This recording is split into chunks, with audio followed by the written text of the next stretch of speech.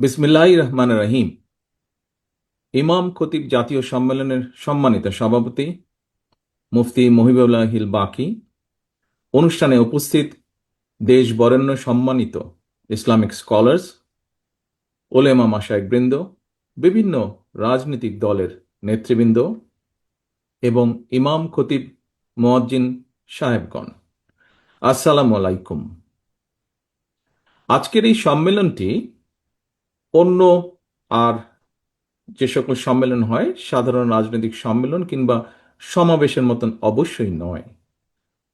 আজকের এই সম্মেলন রাষ্ট্র এবং সমাজে এমন মানুষরা উপস্থিত হয়েছেন কিংবা আমরা যারা এই সম্মেলনে অংশ নিয়েছি, আমাদের প্রতিটি বিশ্বাসী মুসলমানের একটি চাওয়া, একটি আকাঙ্ক্ষা, একটি প্রার্থনা, রব্বানা আতেনা ফিদ দুনিয়া হাসানাতান ওয়াফিল আখিরাতি হাসানাতান ওয়াকিনা আযাবান নার। হে প্রভু, আমাদেরকে ইহকাল ও পরকালে কল্যাণ দাও এবং আমাদেরকে দোজকের আগুন থেকে রক্ষা করো। আল্লাহর কাছে, আল্লাহ রব্বুল আলমিনের কাছে এটিই আমাদের প্রার্থনা। সম্মানিত ওলেমা মাশায়েখবৃন্দ, সাধারণ ধর্মপ্রাণ মুসলমানদের চেয়ে ইসলাম সম্পর্কে অবশ্যই আপনারা সবচেয়ে বেশি বিশুদ্ধ জ্ঞান রাখেন। একজন বিশ্বাসী মুসলমান এবং রাজনৈতিক কর্মী হিসাবে ইসলাম সম্পর্কে সাধারণ মুসলমানদের যে মৌলিক জ্ঞান, সেই জায়গা থেকে আমার ধারণা বা আমি বলতে পারি, বলি, তাওহিদ, রিসালাত, আখিরাত, এই তিনটি বিষয় নিঃশর্ত বিশ্বাস স্থাপন ছাড়া কারো পক্ষে বিশ্বাসী মুসলমান হওয়া সম্ভব নয়। আর প্রতিটি বিশ্বাসী মুসলমানের জন্য কালেমা, নামাজ, রোজা, হজ, জাকাত, ইসলামের এই পাঁচটি মূলনীতি অবশ্যই পালনীয়, এর কোনো বিকল্প নেই। আমরা দেখতে পাই ইসলামের এই পাঁচটি বিষয়ে কিন্তু বিশ্ব মুসলিম উম্মার মধ্যে কোনো বিরোধ নেই, বরং সবার চূড়ান্ত ঐক্য রয়েছে।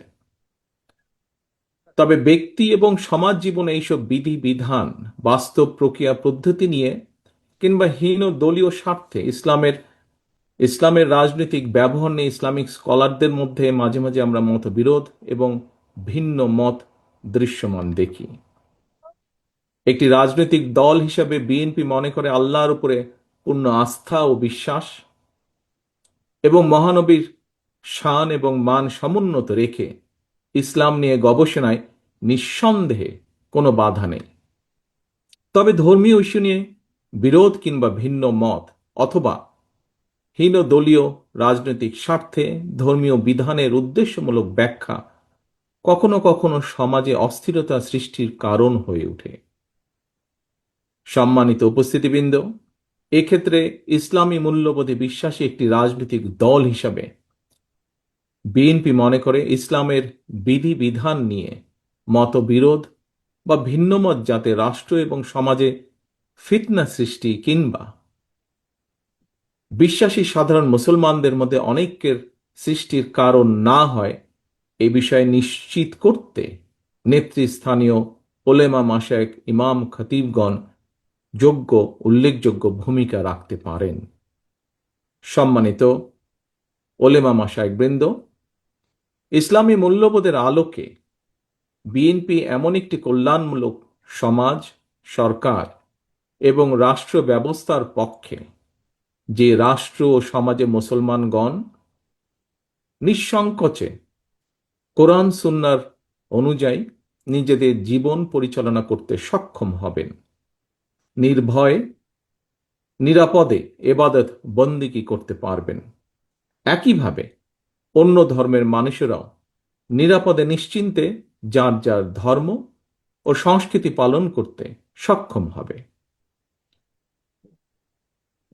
সম্মানিত উপস্থিতিবৃন্দ, বিএনপি কখনোই ইসলামের মূলনীতি কিংবা মৌলিক বিশ্বাসের সঙ্গে আপোষ করেনি, ইনশাল্লাহ ভবিষ্যতেও করবে না। আপনাদের মধ্যে এখানে যারা প্রবীণ ব্যক্তিবর্গ রয়েছেন, আপনাদের নিঃসন্দেহে আপনারা জানেন পতিত পরাজিত পলাতক স্বৈরাচারের দল যারা স্বাধীনতা উত্তর বাংলাদেশে রাষ্ট্র ক্ষমতায় বসে নিজেদের ইচ্ছে মতন সংবিধান রচনা করেছিল। সেই সংবিধানে দেশের অধিকাংশ জনগোষ্ঠীর আকাঙ্ক্ষার প্রতিফলন তখন ঘটেনি।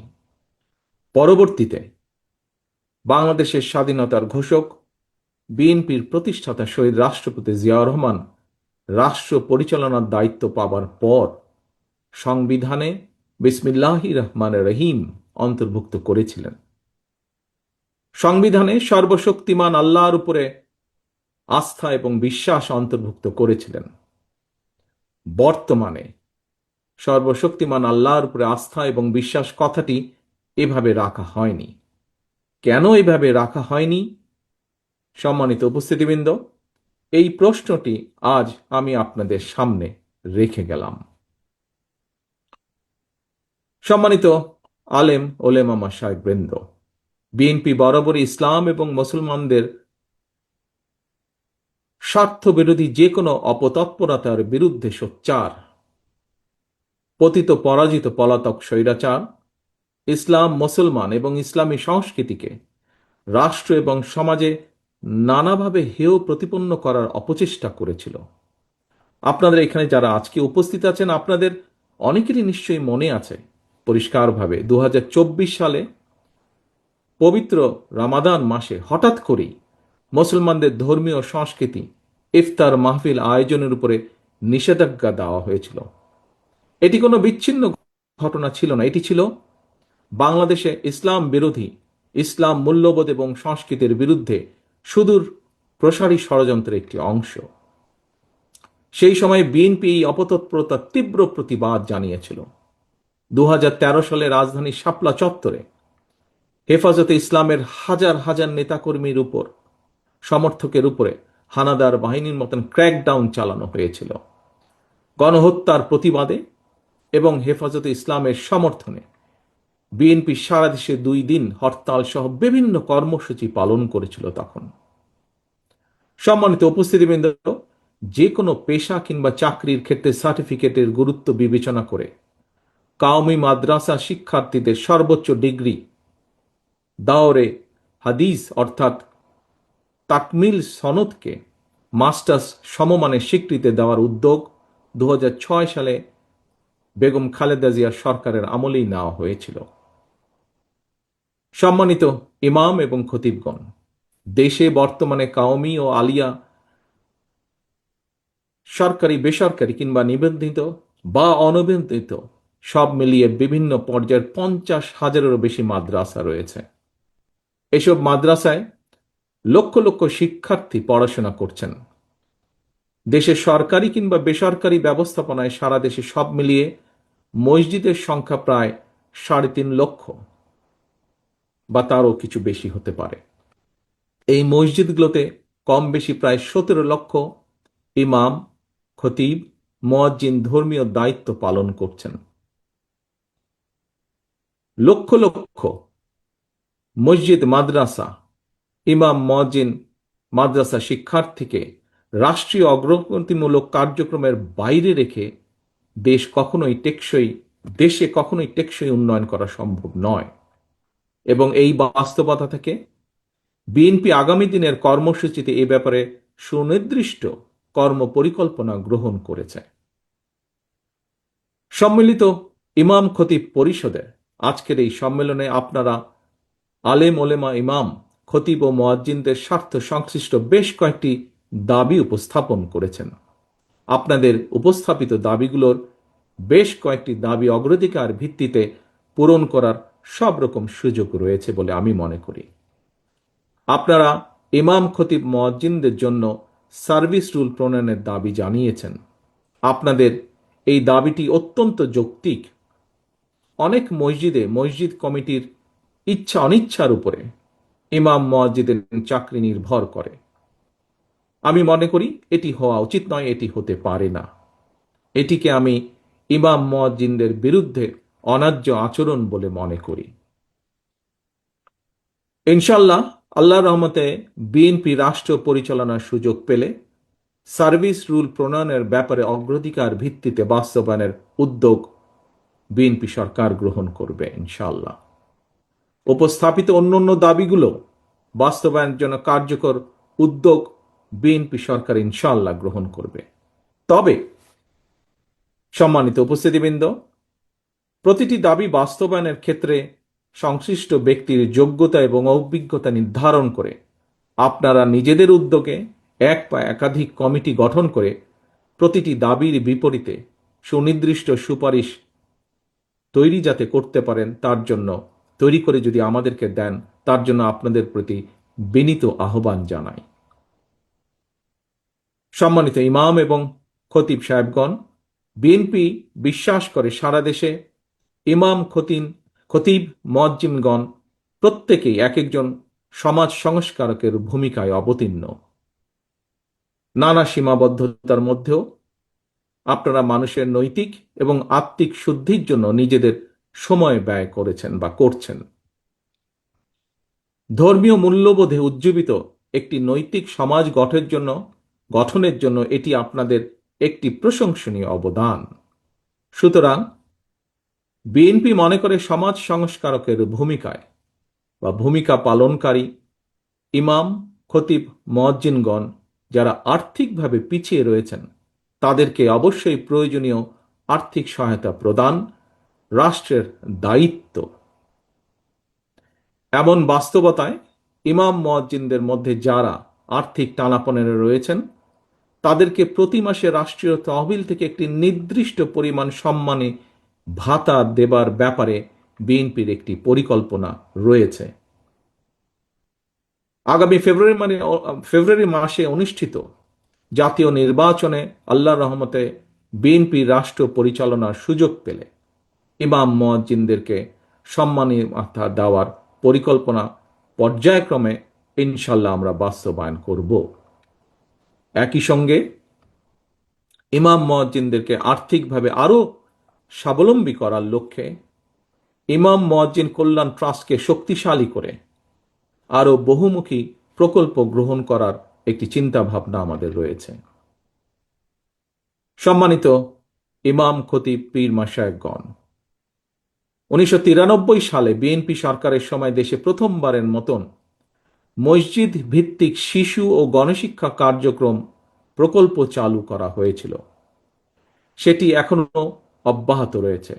এর পাশাপাশি আগামী দিনে দুর্যোগ প্রতিরোধ কার্যক্রম সহ দেশের সকল জেলা, উপজেলা এবং স্থানীয় ভিত্তিক উন্নয়নমূলক কার্যক্রমে ইমাম, মুয়াজ্জিনদেরকে কিভাবে সম্পৃক্ত করা যায় এই বিষয়টি নিয়েও আমাদের মধ্যে কর্ম পরিকল্পনা রয়েছে। কর্মজীবনে যিনি যে পেশায় নিয়োজিত হতে চান কিংবা যেই চাকরি করতে চান এর জন্য প্রয়োজন সততা, সক্ষমতা, যোগ্যতা এবং দক্ষতা। দেশের লক্ষ লক্ষ মসজিদগুলোকে কেন্দ্র করে আরও কি ধরনের উদ্যোগ গ্রহণ করা যায় এ ব্যাপারে আপনাদের কাছ থেকে সুনির্দিষ্ট পরিকল্পনা এবং সুপারিশ আমরা আশা করছি। সম্মানিত ইসলামিক স্কলার্স, ইমাম, খতিব এবং ওলেমা মাশায়েখ বৃন্দ, দীর্ঘ ১.৫ দশকের তাবিদারি শাসন শোষণের মাধ্যমে আরো একবার প্রমাণিত হয়েছে ইমান, ইসলাম এবং দেশের স্বাধীনতা, সার্বভৌমত্ব রক্ষা করতে হলে আমাদের ঐক্যের বিকল্প নেই। সুতরাং দেশ এবং জনগণের স্বাধীনতা সুসংহত করার জন্য আগামী জাতীয় নির্বাচন অত্যন্ত গুরুত্বপূর্ণ এবং তাৎপর্যপূর্ণ। প্রিয় দেশ বরণ্য সম্মানিত ওলেমা মাশায়েখগণ, একজন বিশ্বাসী মুসলমান হিসাবে এবার আমি আমার একটি প্রত্যাশার কথা আপনাদের সামনে ব্যক্ত করতে চাই। এখানে উপস্থিত আমরা সবাই জানি আহিলামে জালিয়াতের সময় আমাদের মহানবীকে যারা অপছন্দ করত তারাও কিন্তু মহানবী সাল্লাল্লাহু আলাইহি সাল্লামকে ন্যায়পরায়ণ হিসাবে জানত, মানত এবং বিশ্বাস করত। মহানবীর ন্যায়পরায়ণতা নিয়ে মুসলমান, অমুসলমান, বিশ্বাসী, অবিশ্বাসী কারো মধ্যেই কোনো সংশয় ছিল না। মহানবীর সেই ন্যায়পরায়ণতার আদর্শ সমুন্নত রেখে রাষ্ট্র এবং সরকার পরিচালনায় বিএনপির মূল মন্ত্র হবে ইনশাল্লাহ ন্যায়পরায়ণতা। মহানবীর ন্যায়পরায়ণতার আদর্শে উজ্জীবিত একটি ইনসাফ ভিত্তিক বাংলাদেশ গড়ার লক্ষ্যে আগামী নির্বাচনে বিএনপি দেশের সকল সম্মানিত ইমাম, খতিব, মুয়াজ্জিন, আলেম ওলেমা, পীর মাশায়েখদের দোয়া এবং সমর্থন চায়। পরিশেষে আমি আপনাদের কাছে দোয়া চাই। আমার মায়ের জন্য দোয়া চাই, আমার দলের নেতা কর্মী সমর্থক এবং সর্বোপরি দেশবাসীর জন্য দোয়া চাই। দেশ এবং জনগণের কল্যাণে আল্লাহ যেন আমাকে এবং আমাদের দলকে প্রতিটি সৎ কর্ম বাস্তবায়নের সুযোগ দেন। এই জন্য আপনাদের দোয়া, সমর্থন এবং সহযোগিতা চাই। পরিশেষে এত সুন্দর একটি অনুষ্ঠান আয়োজনের জন্য আজকের অনুষ্ঠানের সভাপতি সহ আয়োজক বৃন্দকে, সম্মিলিত ইমাম খতিব পরিষদকে আন্তরিক ধন্যবাদ জানিয়ে আমার বক্তব্য শেষ করছি। আল্লাহ হাফেজ। বাংলাদেশ জিন্দাবাদ। বাংলাদেশ জাতীয়তাবাদী দল জিন্দাবাদ।